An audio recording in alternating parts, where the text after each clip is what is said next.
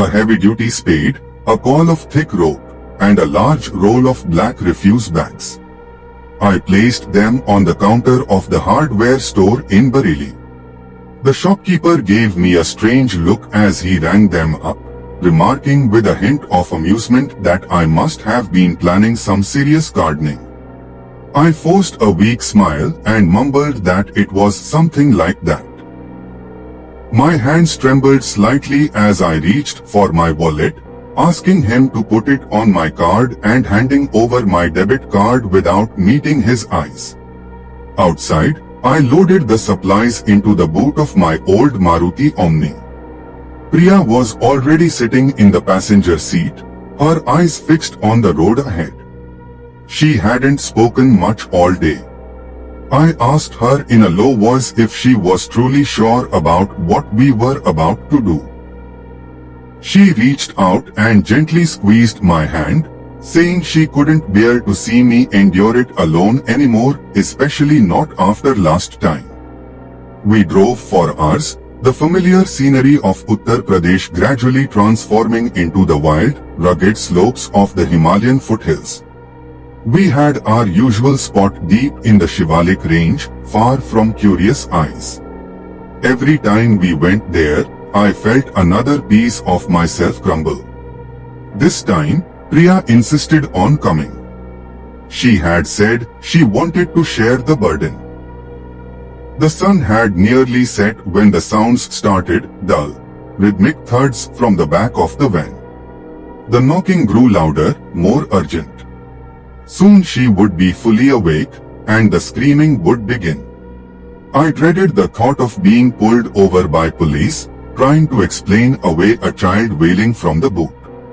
We reached a remote clearing surrounded by tall pine trees, a location I had scoped out weeks earlier. By then, the muffled cries had escalated into piercing shrieks. I had a habit of breaking her legs to stop her from running, but this time Priya had begged me not to. She had said it was too cruel. I warned her to be ready as I moved toward the back of the van. The moment I opened the boot, she burst out, a blur of tangled hair and dark clothing, and slammed into Priya, sending her stumbling. As she tried to escape, I yanked hard on the rope tied around her ankle, pulling her to the ground. Priya shouted that I should finish it quickly as she regained her footing. I grabbed the spade. My hands were shaking, but I didn't hesitate. I brought the blade down hard on the back of the girl's head.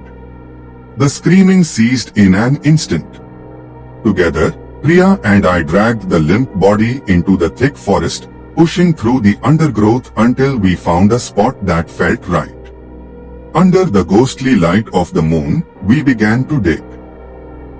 We worked in silence, the shovel biting into the earth with each heavy stroke. By the time we finished, the sky was streaked with the faint light of dawn. The hole was deep, deep enough that not even the jackals would find her. We later found a small, anonymous guest house along the highway, a place to sleep for a while before driving back to Bareilly.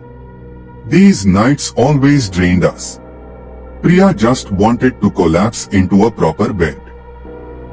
As we lay there in the dark, she asked in a fragile voice if I thought it would be enough this time. I held her close and whispered that I truly hoped it would be, even though I knew deep down that it probably wouldn't.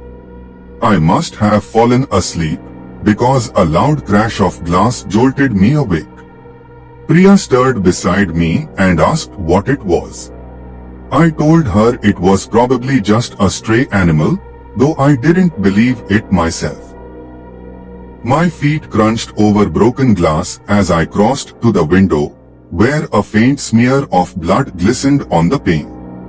My heart pounded as I followed the trail to the bathroom. Sweat gathered on my back as I reached for the doorknob. Priya's voice called out from behind, saying I was scaring her. I pushed the door open. I could hear shallow, raspy breathing from the shadows inside. My hand trembled as I groped for the light switch. There she stood, facing the mirror, her body smeared in the dark soil from the grave we had dug. Her voice, low and chilling, asked why I had left her in that cold, dark place and if I didn't love her. Then her neck snapped with a grotesque sound as she turned to face me. I stepped back slowly. She opened her mouth and unleashed a guttural, unnatural scream, launching herself toward me. I shouted to Priya that she should get the spade. I managed to knock the girl to the ground just as Priya rushed in, the heavy spade clutched in her hands. Priya looked at me with wide, terrified eyes and said that we had to do what we had discussed before. I didn't want to. I had always resisted this step. But I nodded, took the spade from her, and brought it down with everything I had again and again until her head separated from her body. Then we cut her into pieces. It had been Priya's idea. Born of desperation, after every other attempt had failed. I had never had the stomach for it, but now, after all these years, we were out of options. Anjali, our daughter, had died in a terrible car accident 20 years ago. She had been our only child, the center of our world. Then, one night, I had come downstairs for a glass of water and found her sitting calmly in the living room, as if nothing had ever happened.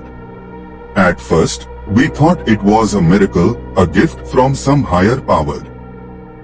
But it wasn't. It hadn't been Anjali who came back. The first few times I killed her, it shattered me. Each act stripped away part of my soul. And now, 20 years later, Priya and I could only pray that by cutting her to pieces, we had finally ended it. But deep in my heart, I wasn't so sure. I feared she would return.